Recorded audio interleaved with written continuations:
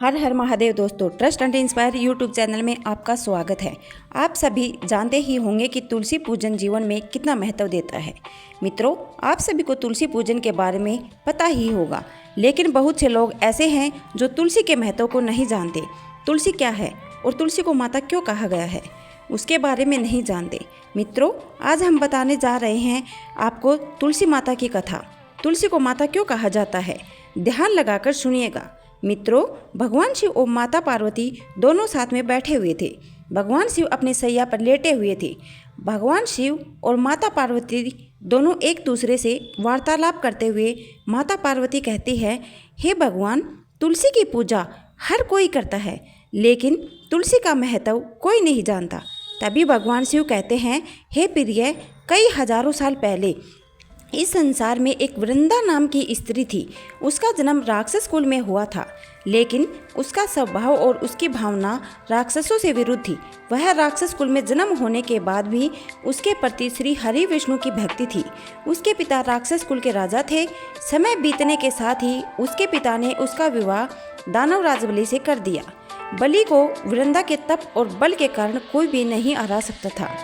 बलि का नाम शंखचूड़ था। वह जब भी युद्ध लड़ने जाता तब तक उसकी विजय होती। उसका महत्व वृंदा को जो भी यह करती थी उसका प्रभाव उसके पति की ओर पड़ता था और वह हर युद्ध जीतता जा रहा था। इसी कारण पृथ्वी पर चारों ओर हाहाकार मच गया और चारों ओर राक्षस का सर्वस्व स्थापित होने लगा। तभी देवों और दानवों में युद्ध शुरू हुआ और इस युद्ध का कारण केवल पृथ्वी पर हो रहे अत्याचार का बदला लेना था।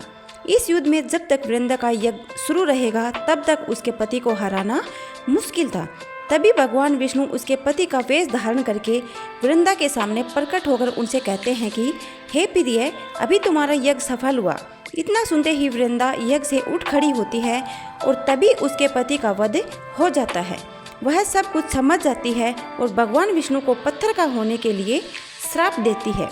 तभी उसके पति का वध होते ही वह सती होने की तैयारी करती है, लेकिन तभी सारे देवगण और देवता उसे समझाते हैं और कहते हैं कि तुम्हारा पति भगवान विष्णु का परम सेवक था।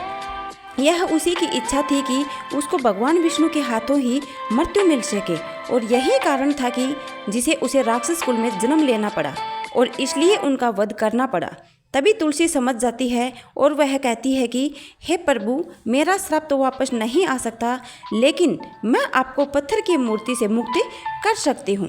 तभी भगवान विष्णु को वह कहती है और उनको मुक्त कर देती है। और तभी भगवान विष्णु कहते हैं कि आज से पूजी तुलसा के रूप में होगी। जो भी स्त्री तुम्हारी पूजा करेगी वह अपने कई पापों से मुक्त हो जाएगी। तुम्हारी पूजा संसार में सबसे पवित्र मानी जाएगी। जो भी तुम्हारे पौधे की पूजा करेगा उसकी सबसे बड़ी पुण्य प्राप्ति मानी जाएगी। और तभी भगवान शिव माता पार्वती से कहते हैं कि हे प्रिय, संसार में यह एक प्राणी एक जैसा नहीं होता। इसी प्रकार मैं तुम्हें एक कथा सुनाता हूँ। तभी भगवान शिव कहते हैं कि हे प्रिय, पृथ्वी लोक पर एक भरतपुर गांव में एक छोटा सा व्यक्ति रहता था। उसने अपने जीवन में बहुत सारे दुख सुख देखे थे। वह किसी भी प्रकार के से दुखी नहीं था, लेकिन उसके घर से थोड़ी नज़दीक एक पति पत्नी और उसके सास ससुर जो संत की तरह दिखते थे। उसके सास ससुर बहुत ही भक्ति भाव वाले थे और हर एक चीज़ का ध्यान रखते थे और उसे कहते थे कि हे पुत्री, जो भी करना सोच समझ कर करना। तभी वह बूढ़े व्यक्ति अपने घर के हर एक बात को ध्यान में रखते हुए अपने पुत्र वधू से हर एक चीज़ का ध्यान रखते हुए उसे कहते थे कि हे पुत्री, कोई ऐसा कार्य न करना जिसकी वजह से हमारे कुल और हमारी नीति को कुछ भी हानि हो। लेकिन उनको नहीं पता था कि उनकी पुत्र वधू बहुत ही गलत कार्य कर चुकी थी। उसके पुत्र वधू ने बहुत सारे पुरुषों से अलग अलग संबंध बनाए हुए थे, जिसकी वजह से वह कहीं भी जाती तो उसकी और लोगों की नज़र बहुत ही गंदी रहती थी। वह तब भी नहीं सुधर रही थी। एक बार की बात है कि बहुत सारा समय बीतने के बाद ही लोगों को पता चलता है।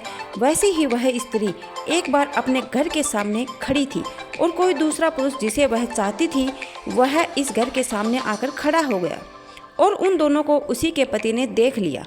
उसी के पति के देखने के बाद उसने अपनी पत्नी से प्रश्न पूछा, यह कौन था? तभी उसकी पत्नी उसे आंख मिला नहीं पाई और वह समझ गया कि यह सब कुछ गलत हो रहा है। वह अपने माता पिता के पास जाता है और उनको सब बात बताता है। तभी उसके माता पिता कहते हैं कि हे पुत्र, अभी तो कुछ नहीं हो सकता, तुम इस पुत्री को कृपया करके इस घर से बाहर निकाल दो। तभी उस स्त्री को बाहर निकाल देते हैं। स्त्री को बाहर निकालने के साथ ही स्त्री को अपनी गलतियों का ध्यान आता है और अपनी गलतियों का पछतावा होने के साथ ही उनसे माफ़ी मांगने के लिए तैयार होती है। लेकिन तब भी वह नहीं मानती। उसके सास ससुर माफ़ करने को तैयार नहीं थे कि तो हमेशा नहीं करोगे। तभी उसके सास ससुर कहते हैं, जो अगर तुम पवित्र होना चाहती हो तो सबसे पहले तुलसी पूजा का महत्व चंद करो, और तुलसी पूजा क्या होती है और तुलसी पूजा करने से क्या लाभ होते हैं यह जान करो। हम तुम्हें घर में आने देंगे। उस बात को जानकर वास्तविक साधु के पास जाती है और साधु के पास जाकर वह स्त्री चरणों में गिर जाती है और कहती है और साधु महाराज से कहती है, साधु महाराज, मुझसे कई सारे पाप हो चुके हैं कि मैं उसका क्या करूं। तभी साधु महाराज कहते हैं, तुम तुलसी पूजा शुरू करो, क्योंकि संसार में पवित्र पूजा रही है, वही स्त्रियों को दुविधा से बचा सकती है। तभी वह स्त्री तुलसी पूजा प्रारंभ करती है। तुलसी पूजा प्रारंभ करने के साथ ही वह व्रत भी रखती थी। कई समय बीतने के बाद जब वह तुलसी पूजा समाप्त करती है, तब वह साधु महाराज के पास आती है और कहती है कि महाराज, मैंने आपके सारे बताए कार्य कर दिए हैं। मैंने अपने मन से जो भी कार्य किए हैं, अभी मुझे लगता है कि मुझे मेरे घर लौट जाना चाहिए। तभी साधु महाराज कहते हैं कि हे पुत्री, तुमने जो पूजा की है वह पूजा बहुत ही अमूल्य है। इस पूजा से तुम्हारे सारे पाप दूर हो जाएंगे। आज तुम्हारे घर पर जाते ही तुम्हारे सारे विराम बने दूर हो जाएंगे। जाओ, यह मेरा आशीर्वाद है।